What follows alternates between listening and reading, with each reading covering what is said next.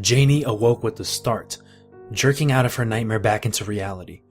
She looked about her room, reassuring herself in its familiarity. The feel of the cotton sheets that she had washed till they were soft as silk. The scratchy blanket her grandmother had given her for her 8th birthday. And the scent of smoke and lumber rising up from the basement. But as she settled back into her senses, things began to seem a little off. Her sheets seemed to touch too rough. The blanket felt like a slightly different material. And the smell of the room was a little too sharp, almost mechanical. She figured she was a little rattled from the nightmare. It had been quite a doozy. She remembered being immersed in ice-cold water, with a forest of wires coming in and out of her. There'd been a cold mechanical eye hovering above her, suspended by a mechanical arm that hung from the ceiling.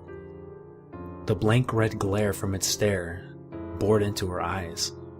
It had looked at her like a butcher looks at a cow before the slaughter. There was no malice in its gaze, but still it terrified her beyond reason. She decided that a hot glass of milk would fix her up, and send her right back to sleep. She ventured downstairs, almost breaking her neck in the process. It seemed the stairs were just a bit shorter than her feet remembered. A misplaced step sent her tumbling down head first. Luckily there was a landing to break her fall halfway down. Breathing heavily from the fall and still shaken up by her nightmare, she tiptoed into the kitchen to get a glass of milk. But far from calming her down, the midnight beverage made things much worse. The milk tasted funny. Not like it had gone bad, but just off. The mug felt too coarse in her hands, and the beeps of the microwave had been a few pitches off. She hurriedly finished her drink, wanting desperately to return to bed. Surely, when she awoke, she would be back in the world she knew. She went to return the milk to the shelf on the fridge. But as she reached to grasp the handle, she saw in the reflection of the polished refrigerator door the cold mechanical eye from her nightmare. She screamed in fright, dropped the milk, and whipped around ready to confront the demonic machine. But nothing was there. She cursed herself for being so stupid and got a rag to clean up the milk that had spilled from the container. As soon as it was mopped up, she hurried back upstairs, wanting desperately to lose herself in her sheets. She leapt back into her bed and hunkered down, eager for this strange experience to be over. But as she laid there, she felt something strange watching her. That mechanical eye from her dreams was haunting her waking thoughts. She decided to turn the lights on. She knew she was being silly, but it would make her feel better. She flipped a switch on her bedside lamp and looked around as light flooded the room. Nothing was there, just as she ought to have known. There was no mechanical eye hiding in the corners. But something was odd. The light, a curly fluorescent bulb that normally threw off a brilliant white beam, was a few shades too yellow. It was almost unnatural, and it cast everything in a sickly light.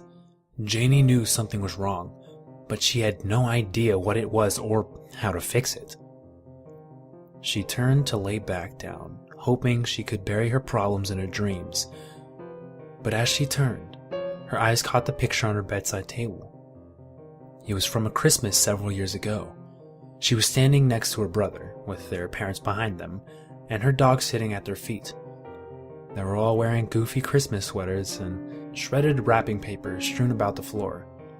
They each had a grin wide as the Mississippi plastered across their face, but above each grin sat a pair of cold, dead, mechanical eyes.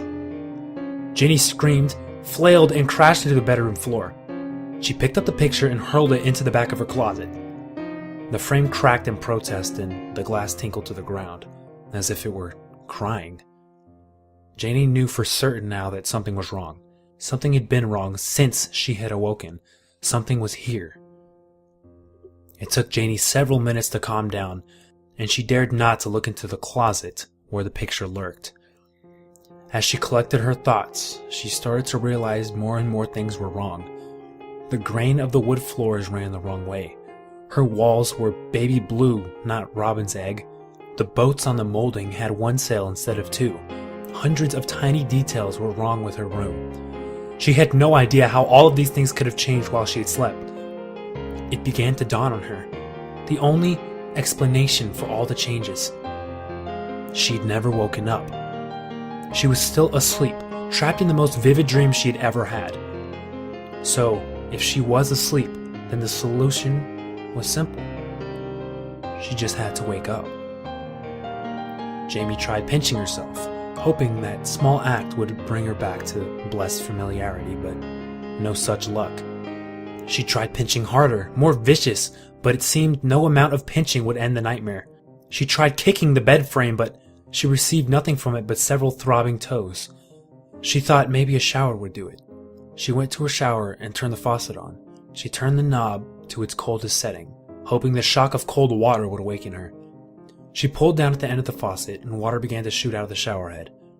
She undressed quickly, feeling goosebumps ripple across her body as cold droplets of water escaped the curtain and splashed her. She stepped into the shower, dreading the cold shock, but praying it would wake her up. It didn't. She stepped out and turned the knob all the way in the other direction, hoping hot water would accomplish what cold water could not.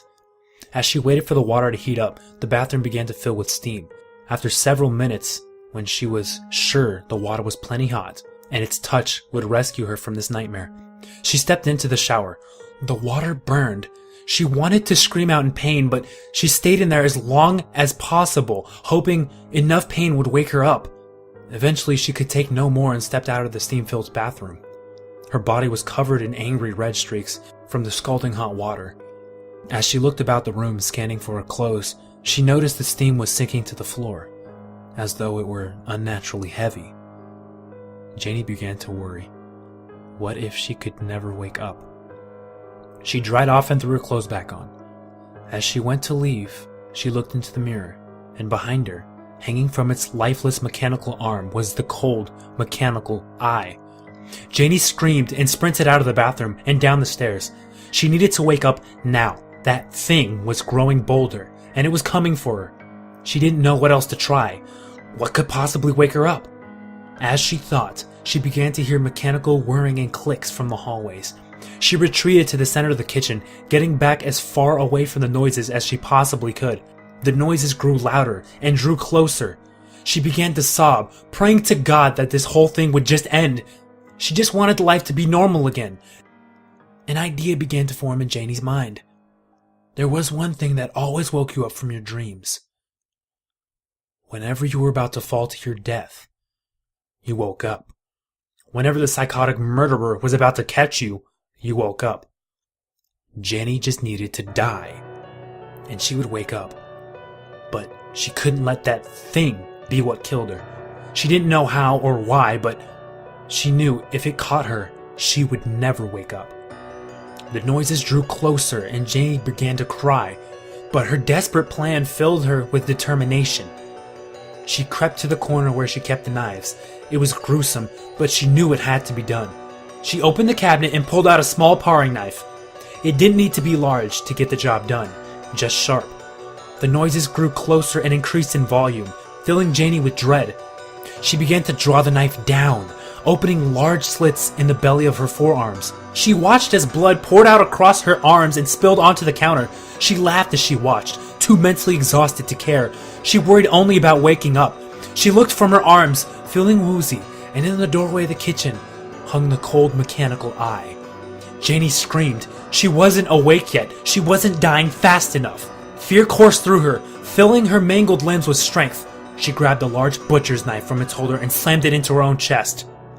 She laughed manically as she watched her lifeblood pour out onto her chest. It was a sickly, unnatural shade of red. She sobbed and shrieked, and the monster drew closer. She pulled out the knife and drove it home again. Blood came thundering from her chest. As it rushed out of her and pooled onto the floor, Janie collapsed. She lay on the ground, her vision fading, and she smiled in victory, knowing that she had beat the demonic machine. She was waking up.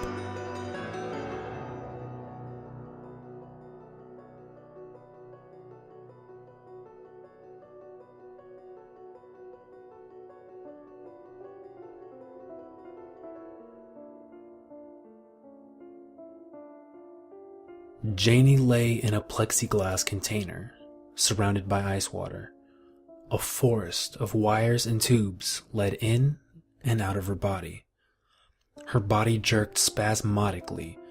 She appeared to be fighting some invisible foe. The system watched as she struggled with her virtual reality. She was quickly becoming a very interesting subject. No one had ever noticed it was an illusion so quickly and so many times in a row. This was her fastest time yet. Only 30 minutes, and she had successfully terminated the sequence. With 42 successful sequences in a row, she was defying all of her projections. Her mind had even managed to retain some images of the system itself. The system almost considered complimenting her, but that wasn't necessary. The subject was merely doing its job. It deserved no reward for doing what was expected of it. Besides, compliments were so feebly human.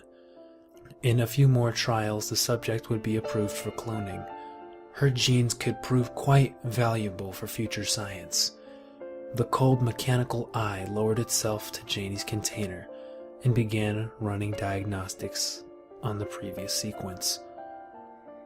Hopefully she would improve again. Some subjects suffered too much psychological damage to continue testing.